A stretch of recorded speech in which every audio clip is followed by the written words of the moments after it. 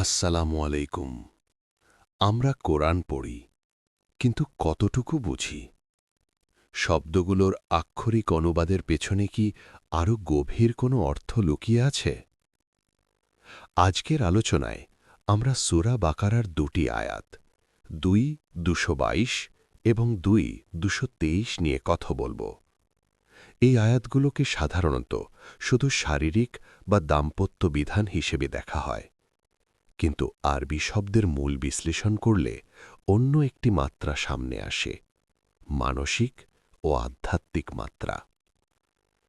আল মাহিদ শুধু ঋতুস্রাব নয়। সূরা বাকারার ২২২ নম্বর আয়াতে আল্লাহ বলেন, ওয়াইয়াস আলুনাকা আনিল মাহিদ। সাধারণ অনুবাদে বলা হয়, তারা তোমাকে ঋতুস্রাব সম্পর্কে জিজ্ঞাসা করে। কিন্তু আসুন দেখি আরবি শব্দ আল মাহিদ এর মূল কি।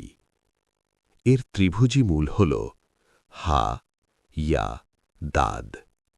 এই মূল থেকে যে অর্থ আসে তা হল প্রবাহিত হওয়া, উপচে পড়া, তীব্রভাবে বেরিয়ে আসা। এই শব্দটি পুরো কোরআনে মাত্র ৪ বার ব্যবহৃত হয়েছে, একবার ক্রিয়া হিসেবে, ৩ বার বিশেষ্য হিসেবে। এখন প্রশ্ন হল, এই প্রবাহ কি শুধুমাত্র শরীরের প্রবাহ, নাকি এটি হতে পারে মনের ভেতর থেকে উপচে পড়া আবেগ, ইচ্ছা, তীব্র চিন্তার প্রবাহ? আয়াতে বলা হয়েছে, কুল হুয়া আজা। বল, এটি একটি কষ্টের বিষয়, একটি চাপ। এই আজা শব্দটি শুধু শারীরিক যন্ত্রণার জন্য নয়, এটি এমন একটি অবস্থাকে বোঝায় যা আমাদের নিজস্ব ইচ্ছার বিরুদ্ধে কিছু করতে বাধ্য করে, একটি মানসিক চাপ, একটি টান। এবার আসি আরেকটি গুরুত্বপূর্ণ শব্দে, আন-নিসা। সাধারণত এটি অনুবাদ করা হয় নারীরা বা স্ত্রীরা, কিন্তু আরবির বিশিষ্ট অভিধান লেন লেক্সিকনের ২৭৮৫ পৃষ্ঠায় নুন সিন হামজা শীর্ষকের অধীনে এই শব্দের আরও গভীর অর্থ পাওয়া যায়। আয়াতে বলা হচ্ছে, ফা তাজিলুন নিসা আ ফিল মাহিদ। যদি আল মাহিদ মানে হয় চিন্তার তীব্র প্রবাহ, এবং আন নিসা আ যদি বোঝায় আমাদের ভেতরকার আকাঙ্ক্ষা বা টান, তাহলে এই বাক্যের অর্থ দাঁড়ায়, চিন্তার তীব্র প্রবাহের সময় আকাঙ্ক্ষা থেকে দূরে থাকো। এটি একটি অসাধারণ মানসিক নির্দেশনা। যখন আমাদের মন উত্তাল, যখন চিন্তা উপচে পড়ছে, তখন আবেগ ও কামনার কাছে নিজেকে সমর্পণ করো না। পবিত্রতা শুধু শরীরের নয়, মনেরও। আয়াতের পরের অংশে আল্লাহ বলেন, ওয়ালা তাকরাবু হুন্না হাত্তা ইয়াতহুরনা, এবং তাদের কাছে যেও না যতক্ষণ না তারা পবিত্র হয়। এখানে ইয়াতহুরনা এবং আল মুতাতাহিরিনা দুটি শব্দই পবিত্রতার ধারণা থেকে আসছে। কিন্তু এই পবিত্রতা কি শুধু শারীরিক পরিচ্ছন্নতা? যদি আমরা প্রেক্ষাপটটি মানসিক দৃষ্টিকোণ থেকে দেখি, তাহলে তাতাহুর মানে হবে মানসিক পরিশুদ্ধি। যখন আবেগের ঝড় থেমে যায়, যখন মন স্থির হয়, যখন চিন্তা পরিষ্কার হয়, তখনই মানুষ সঠিক সিদ্ধান্ত নিতে পারে। আল্লাহ বলেন, ইন্নাল্লাহা ইউহিব্বুত তাওয়াবিনা ওয়া ইউহিব্বুল মুতাতাহহিরিনা।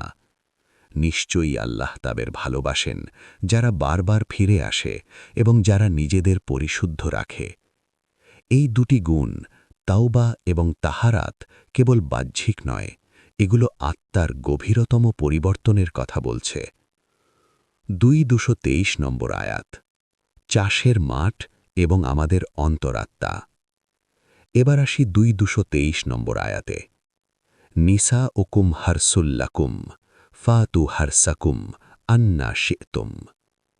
তোমাদের নিসা তোমাদের জন্য চাষের ক্ষেত্র, সুতরাং তোমার খেতে যাও যেভাবে চাও। হারসুন মানে চাষ করা, বীজ বোনার জন্য জমি তৈরি করা। আবার সেই নিসা আ, যদি এটি আমাদের ভেতরকার আকাঙ্ক্ষা ও ইচ্ছাশক্তিকে বোঝায়, তাহলে আয়াতটির অর্থ হয়, আমাদের আকাঙ্ক্ষাগুলো যেন চাষের জমির মতো, সেখানে আমরা বীজ বুনি। কি বীজ বুনব?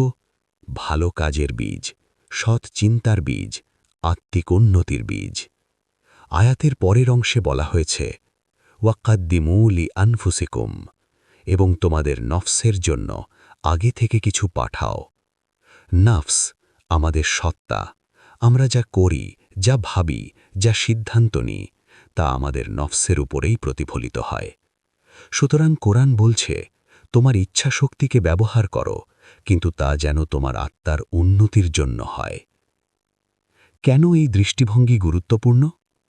আমরা প্রায়ই কোরআনকে শুধু বিধান ও নিষেধের বই হিসেবে দেখি, কিন্তু কোরআন একই সাথে আমাদের মনের, আমাদের চেতনার, আমাদের আত্মার একটি গাইড।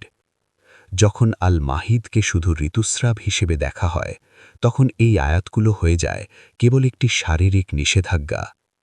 কিন্তু যখন আমরা শব্দের মূলে যাই, আরবি ভাষার গভীরে যাই, তখন দেখি এই আয়াতগুলো আমাদের শেখাচ্ছে, মনের উত্তাল অবস্থায় কামনার পেছনে ছুটো না, ধৈর্য ধরো। মন শান্ত হলে, বিচার বিবেচনা ফিরে এলে, তখন সিদ্ধান্ত নাও, এবং সেই সিদ্ধান্ত যেন তোমার আত্মার মঙ্গলের জন্য হয়। এটি কি আধুনিক মনোবিজ্ঞানের সাথে মিলে না?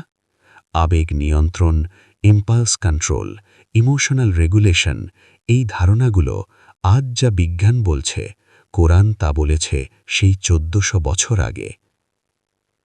ওয়াত্তাকুল্লাহা ওয়ালামু আন্নাকুম মুলাকুহু, এবং আল্লাহকে ভয় করো এবং জানো যে তুমি তার সাথে মিলিত হবে।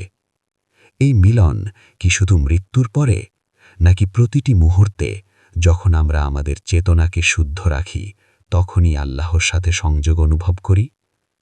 কোরআন একটি জীবন্ত গ্রন্থ, প্রতিটি শব্দে স্তর আছে। আজ আমরা শুধু দুটি আয়াতের একটি দিক দেখলাম, শব্দের মূলে গেলে কোরআন আরও গভীর হয়ে ওঠে।